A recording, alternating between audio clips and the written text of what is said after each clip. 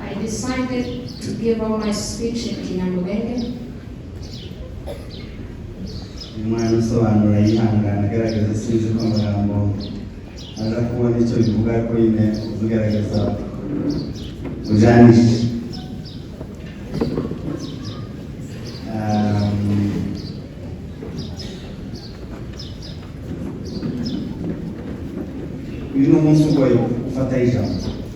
Today it's a difficult day to hold a word.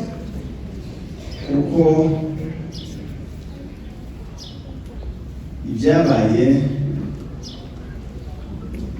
bizabyibukwa bikibuka bikaba bibisi bikaba nkaho byaraye bibaye umunsi. Because what has happened, it renew itself day by day.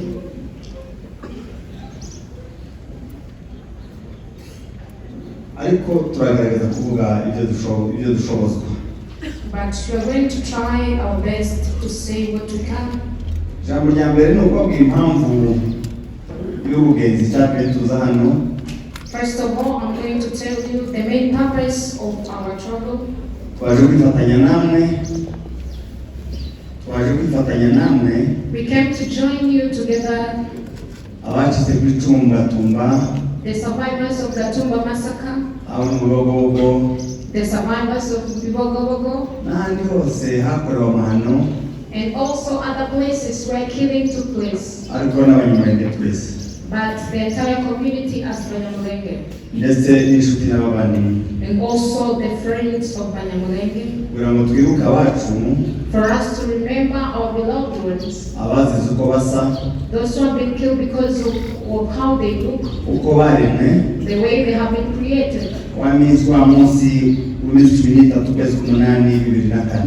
The 13 August 2004.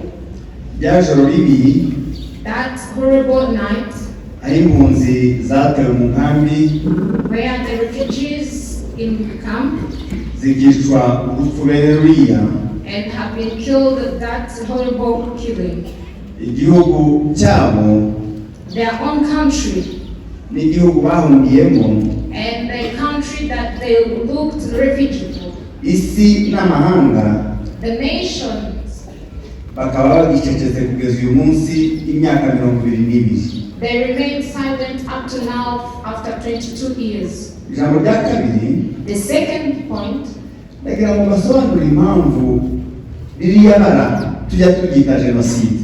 I want to explain to you furthermore the reason why we do name it as a genocide.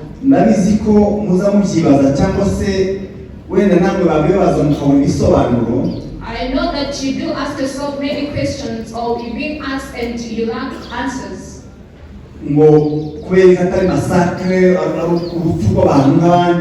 Why it is not a massacre or the killing like the others? But this is the explanations. Genocide is not the number of people. It's not the meaning that where the huge number of people have been killed. It's not a number. Genocide is willing and the action, the ideological to abolish a part of people in the community who have something that unites them. A community, it might be the way they look, it might be the religion, or other activities. Anyone with that idea of abolishing those people, even abolishing a part of it, that's the true definition of the genocide. Gatumba, it was an idea or a plan that has been planned since birth.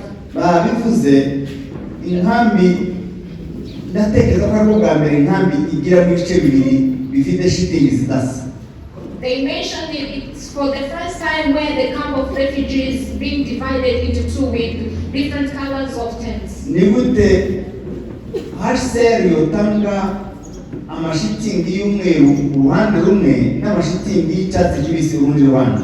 How comes UNHCR can give all the tents of white to one side and the green one to other side? Abaje kwica abantu, for the killers, bibasira rwa ruhande rumwe rurimo abanyamulenge gusa. And the killers concentrated to the part where the Banyamulenge were being hosted. Kandi impande zombi zari zituwe. And yet the two sides were occupied. Hishwa abantu b'ubwoko bumwe, but being killed the one people in one community. Kuko abandi batari abanyamulenge bishwe, because others who are not Banyamulenge who have been killed, bazize kutwegera. They were killed because of supporting and coming closer to Banyamulenge. Bazize kuba mu mahema sana yacu. They were killed because of living in the same tent colors with the Banyamulenge. Bazize kuba bisanze mu mahema y'abagenewe kwicwa. They were being killed because they were in the tents of those who are supposed to be killed. Abacu barokotse, the survivors, si imbabazi z'abicanyi. It's not the mercy of the killers. Niba bari baje bita nta rwamaza abatabazi.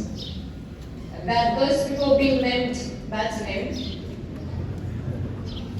Nuko kandi, it's also because hari abandi bakeya bari muri ya mahema y'umweru. It's also because there are few of our own community who are in the tent of those who are not supposed to be killed. Abo niyo mpamvu batapfuye. That's the reason few people are not killed. Kuko bari mu mahema y'abatagombaga gupfa. Because they are being hosted in the tents of those who are not supposed to be killed. Ariko umugambi wari wo kubica no kubamaraho bose. But the ideology was to kill and to abolish the entire community. Niyo mpamvu intwaro zakoreshejwe nazo, that's the reason why the weapons were used. Zigaragaza ko ntawagombaga gusigara. It shows that there's no anyone was supposed to remain back. Kuvuga ngo batwike amazu, batwike amahema, burning the tents, abantu bashe n'ibintu, people and the properties to be burned, abagerageje kuvamo baraswe, those who try to escape cyangwa se batemwe n'imipanga, and to be colored by ababaye nk'abiruka cyane baraswe. those who try to run were being shot. Ibyo byose bigaragaza ko wari umugambi wo kumara abantu. All those shows that it was ideology to abolish the entire community. Ukurikiye amakuru yo mu Yogobogo, if you can follow the history of Yogobogo, kuvuga ngo bice abasaza n'abakecuru, killing the elder ones, bice abagore n'abagabo, killing the men and women, bice abana, killing kids, nta kindi gisobanuro wabona uretse gushaka kumara abantu. There is no any explanation for that. They just wanted to remove the entire community. Ijambo rya gatatu nshaka kubagira icyo babwiraho, the third point I want to address you, ni ijambo no kumva Kongo yadukanye muri genocide. It's the word that Congo came with, genocide. Genocide no kuyobya amarari. Genocide is misleading people. No kuvuga ngo ni genocide ngo ikurikira itewe no gushakisha ubutunzi bwo mu butaka. They say that it was a genocide purposely to look for the wealth. Ibi Kongo yabizanye, Congo came with this kugira ngo bagaragaze kuzimya ibyaha tubareka. Just to cover their iniquities. Kuko benye Kongo si ubwoko. Because Congolese is not a community. Ikintu duhuriyeho ni nationality. What unites us is just nationality. Kandi nta muntu uri ku mugambi wo kwica abanyekongo miliyoni ijana. And there is not anyone with an idea to kill Congolese generally. Cyane cyane kubera impamvu z'ubucuruzi. Simply because of trading. Genocide yabaye y'abayahudi ya Shoah. Genocide ya Shoah y'abayahudi. Genocide for Jewish. Yari ishaka kumara abayahudi. Wants to abolish the entire Jewish. Iyo mu Rwanda yashaka kumara abatutsi bo mu Rwanda. Genocide in Rwanda wants to abolish the entire community of Tutsi. Umunsi inkambi y'Imudende iterwa kwari kwica abatutsi bo mu Nord Kivu. The time that the camp of refugees were being attacked, it was to kill the people in Kivu. Uwo munsi hapfuye abantu barenga 336. At that time, the people who have been killed was around 300 and something. So Gatumba rero, so in Gatumba, barokumaraho abanyamurenge, they want purposely to abolish the entire community cyangwa igice cyabo, or part of them, hakurikijwe uko basa, just because of the way they look nuko bari, and the way they have been created. Kubera iki twibuka? Why do we remember? Uyu munsi ndagaragaza ko kuvuga buhoro kuko ndashaka ngo twumve. Today I try to kandi ibyo dukora tujye tubishyira mu gaciro. I want us to listen more and to put into practicals of what we do listen. Kubera iki twibuka? What's the reason why we do remember? Kwibuka abacu si ukwanga gutanga imbabazi. Remembering our own ones is not denying forgiveness.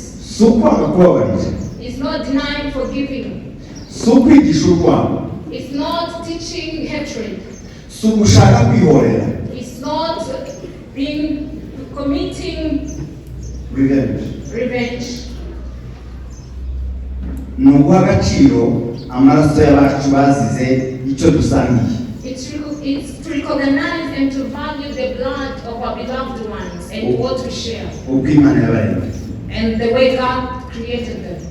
Impamvu tugomba kubiha agaciro. The reason why we do have to recognize them and value them nuko aho bari bari. is because where they were, iyo tuhaba natwe tuba twarapfuye. if we were there also we have been killed. Umwe muri twe wese wahabaga uwo munsi, anyone who would be there at that time aba yarapfuye. will be killed. Mvuze ko bazi icyo dusangiye. They have been killed because of what we share. Bapfuye urupfu rwacu. And they have been killed on our behalf. Bapfuye urupfu twari tugendeye. They have been killed, the killing that we also supposed to be killed. Tugomba kubibuka. We're supposed to remember that. Impamvu yindi, The second reason no kwirinda kwibagirwa. is to avoiding of forgetting. Kwibagirwa ni indwara. Forgetting is a disease. Kwibagirwa ni umwanzi. Forgetting is an enemy. Kwibagirwa gutera gusamara. Forgetting do come with business and bituma winara cyangwa se ukarangara. it makes you to hold. Turibuka kugira ngo abakiriho baze bahora bari maso. We remember for those who are still alive to be watchful. Biteguye kugira ngo batazongera gutungurwa kandi basinziriye. Being ready so that they cannot be attacked unplanned. Abacu batewe saa 4 saa 5 nijoro. Our beloved one has been attacked at around 10 p.m. at night. Barishwa kugeza minuit hafi saa 7 z'ijoro. And they have been killed up to midnight. Amasaha yo kuryama no kuruka no gusinzira. The time of resting and sleeping. No kwirekura. Biravuga ngo tugomba guhora twibuka ngo tube maso. It means that we have to remember it through our first watching. Umugambi wo kuturimbura ntiwashize. Because the purpose of destroying ntiwahagaze urakomeje. the purpose and the idea of destroying us is still there. Impamvu yindi twibuka, The third reason we do remember ni ukugira ngo isi yadutengushye. is for the world that have rejected us. Isi nikomeza kudutenguha ndinde ubutabera. If the world will keep on denying us justice, itazitwaza ko itabwiwe. for not to have an excuse of not being aware of it. Kibakavuye ngo ntibabimenye. For them not to have an excuse of not being aware. Abatumye ubutabera, Those who deny us justice, natwe tuzabimpa urwitwazo. we will deny them excuses also. Tuzabimpa impamvu. We will deny them excuses. Tuzahora tubibutsa. We will keep on reminding them. Uko ibisebe byacu tuvyomora tukababara, The way our wounds are, nabo conscience yabo izihora ibakora nibari bakigira. they also their conscience to touch them throughout if they have it. Kwibuka no gukomeza gusaba ubutabera n'ubwo wabutwimye. Remembering it's advocating for justice. no gusaba amahoro, it's advocating for peace, twinginga twensiste dusaba amahoro, pleading for peace, dusaba kubana neza n'abandi, pleading to live in peace with others, yewe ndetse n'abatwiciye, even to the one who killed for kuko us. kubana ko tuzabana, Because living together, we will live together with them. ikigenderewe ni uburyo ki tuzabana. But the main is, how are we going to live with them? Kwibuka no kwibutsa kwiyubaka, Remembering is to reminding ourselves to building. kugira ngo uzaduha amahoro For to get peace, natwe tuzamuhandi, whoever will give us peace for us to offer peace back. uzayatwima tuzayamuguzi, Whoever will deny us peace, we will deny them too. ntakayabone, For them not to get. kuko giraso yito bindi ibyo bitambuke ntiwobyumva kandi si icyaha. Uzaduha menshi, Whoever will give us, amahoro menshi, whoever will give us much peace, natwe azayisangemo, let them find themselves in it. azayongemo. They are going to dive in it. Uzaduha make, Whoever will limit us to peace, tuzamubwira namukwiye, we are going to kumuha amukwiye, we will offer them the worthy ones. kandi And also, uzayatwima whoever will deny us, tuzabona ubushobozi bwo kuyamuguza. we will give the capacity to deny them also. Ijambo rya gatanu The fifth one ni ukubaza niba umugambi waba warahagaze. is to ask them if their purpose, their plan had stopped. Ndagira ngo twibaze twebwe niba umugambi wo kutwica warahagaze. I want us to ask ourselves if the idea of killing us has stopped. Ndagira ngo mbwire ko umugambi ugihari, But I want to tell you that the idea has not come to an end, it's still there. muzima kandi ukomeye, The healthy one and the stronger one. wo kutumara ku isi, To abolish and destroy us in the world. kuva kuri Kirumba no mu Gatongo, no ku Gatongo, From Kirumba, na Gatongo, even in Gatongo, Yogogo, Ibaraka, Mugweba, Ibogobogo, Ibaraka, na Kamanyura hariya kuri Rusizi n'ahandi kugeza kuri za drone ziri mu Minembwe, Kamanyura, and even other places up to the drones there in Minembwe, drone amagana zija mu Minembwe, uncountable drones going there in Minembwe. ziba zigiye kuturamutsa, They are not going there for peace. ziba zigiye gusura ababyeyi bacu. They are not going to greet our parents.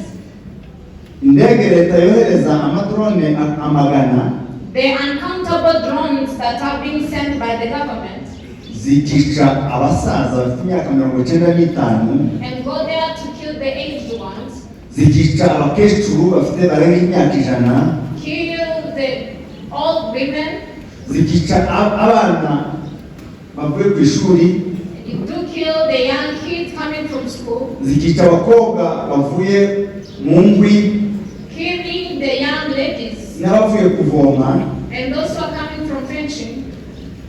zikarasa amazu y'abaturage, They do burn the houses of the citizens zikarasa amashuri, amasomo n'ibitaro, and destroy the schools and hospitals zikarasa amakanisa.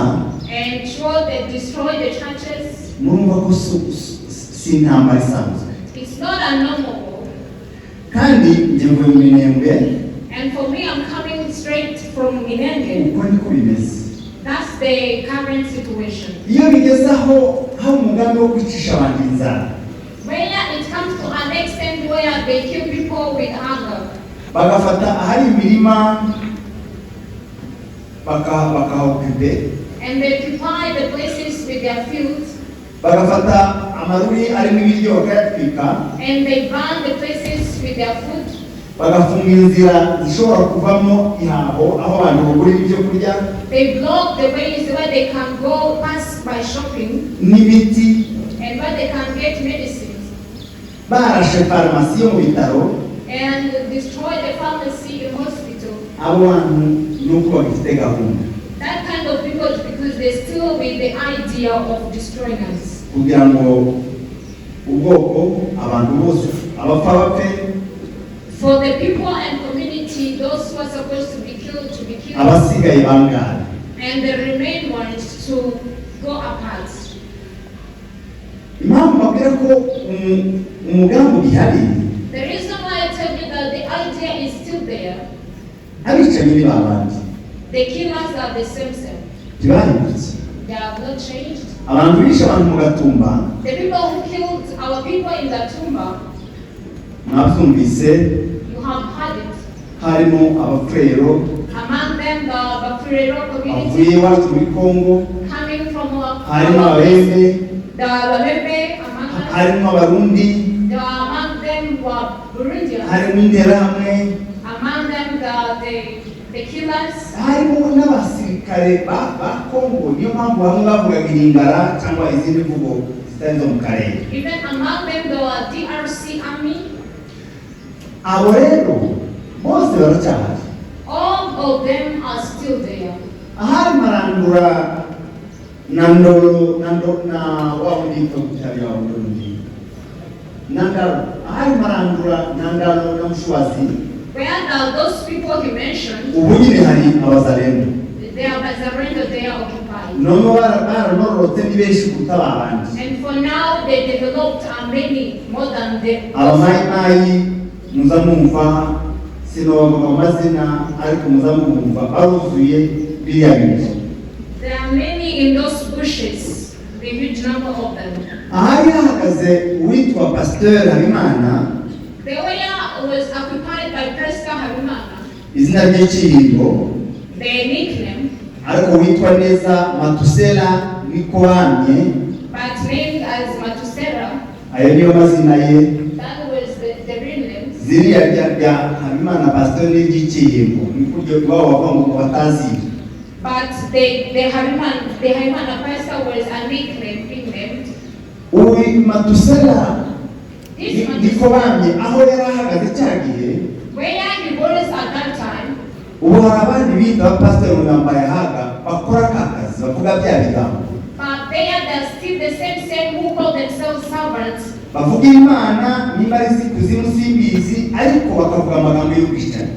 They do say that they talk on behalf of God, but they do speak the killing words. Ahari hahagaze Agatogwasa cyagiye, The way Agatoga was standing there, ubu hari Ndayishimiye n'ingabo z'igihugu cye na CNDD na FDD bahaye bakora kuriya bwicanyi. is there the senior leader of Burundi and the other leadership. Bafite imbaraga n'ibikoresho biruta ibyo bariya bari bafite. They had strong weapons more than others had at that time.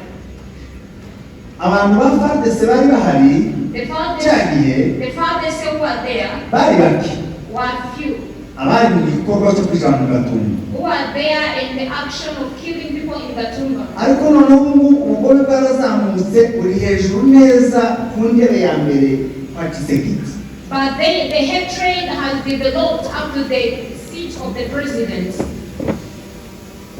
Niba cyagiye hari abantu muri leta bafashije cya gikorwa, If at that time there was among some of the government ubu leaders, nyine ubugome bukaba buri ku isonga. and for now the hatred is on the top. Tshisekedi nabumva ibintu nkawe nibo bafite icumu n'umupanga kandi bafite na leta, bafite n'imbaraga z'itegeko. Those leaders are the ones holding weapons to kill our own people. Icyahindutse gusa ni kimwe. What have changed is only one thing. Genocide yakozwe mu Rwanda, yakozwe mu Gatumba, bakoreshaga essence n'ikibiriti gutwika abantu. The genocide in Rwanda and other places, they use matchboxes and oil to kill people. Bagakoresha imipanga They use machetes n'imihini, and also the wood. bagakoresha n'imbunda ntoya izi za Kalashnikov. And use the small guns. Ubu rero Genocide ko yakoreshwa ikoranabuhanga. But today the genocide is being used in technology. Ubu Genocide ko yakoreshwa drone. Today they are using drones to kill. Ni nk'ako mubona Is the same you're seeing here. Kabaye kakari gato. A little bit bigger than this. Bagashiraho amabombe ya 60 na 82 izo ni mbunda zigira amabombe. Bakubakaho amabombe kakiruka kagenda gakurikira umuntu aho yose habe n'ugi munsi y'igiti bakagusangayo kari hejuru yawe. They connect their bombs and follow people wherever you can run to. Wakohereje afite computer yakorewe uko hayibwene akuzi yo kumenya. Who sent it with a computer sending it and tracking your location where you are? No wakohereza amagana. And they send uncountable drones there. Kandi ziri hejuru aho wenda wewe yawo umuntu ufite itozira samwe zigera. And upon them where the weapons they have, we can't shoot back to them. Ko barakoresha koranabuhanga bakifashisha n'abanyamahanga n'abazungu barimo ba Eric Prince. Today they are using technology to kill us and also as being assisted by nations' support. That's the changes only are there. Ubunya hakoreshwa imbunda hafi za kirimbuzi barashinga imbunda kubaza iminembwe bagashinga imbunda muri Gicumbi cyangwa se Mutunda zorasa minembwe hose. Today they have strong weapons which can destroy the entire area. That's the only changes are there. But the plan, the idea is still there. And also killers are still there. Mvuga ko icyo namaze kubona abagabo babiri bahuriyeho abayoboye ibihugu bibiri bifite umugambi wo kutwica mu mugambi wo bahuriyeho ibindi ni ubucuruzi. What connect these two nations to kill us? That's that technology. That's what connect them. Others is just trending. Ni umugambi wo kutwica. Ideology ya genocide niyo bahuriyeho. The ideology of killing us. Silence of nations. Let it not amaze you. People are being killed in their own tents. People are being killed in their hands and yet they were in charge to protect them. They were in charge to protect them. But they kept silent. And killing refugees.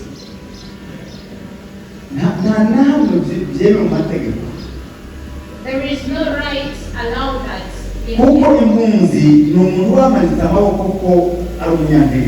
Because a refugee is someone who surrendered that he's a weak person. There is no any pride of killing someone who surrendered.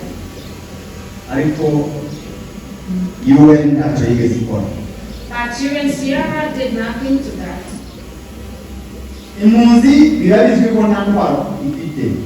They are aware very well that the refugees has no any weapon to fight them back. But keeping silence of UNHCR without even doing investigation. Even those who accepted publicly that they're the ones who committed that genocide have not been followed. We have to learn from it. The fact lesson that you have to learn from it is that the world is merciless. The world is merciless, has no mercy. Nations wanze gupfa cyangwa wananiye urupfu. Amahanga azatabara wanze gupfa cyangwa wananiye urupfu. The nations do rescue the one that has become difficult or denied to be killed. Kuko nibutse amakuru atarayakore cyane muri genocide yo mu Rwanda abenshi bari bahari babona. Simply because if I can talk about the history in genocide in Rwanda, amahanga yaracecetse. Nations kept silent. Uwihuse muri bo, the sharp ones in them, yaje gusaba imbabazi imbere y'abamufuka. Came to ask for forgiveness. imbere y'amagufwa, abantu barapfuye barabaye amagufwa. Came to ask for forgiveness in front of bones. Iyo mpamvu rero, that's the reason why, uko ntekereza umuti n'umwe ndaza kurangiriza. The way I think the solution is one, ndaza kwigarukaho. I will come back to it.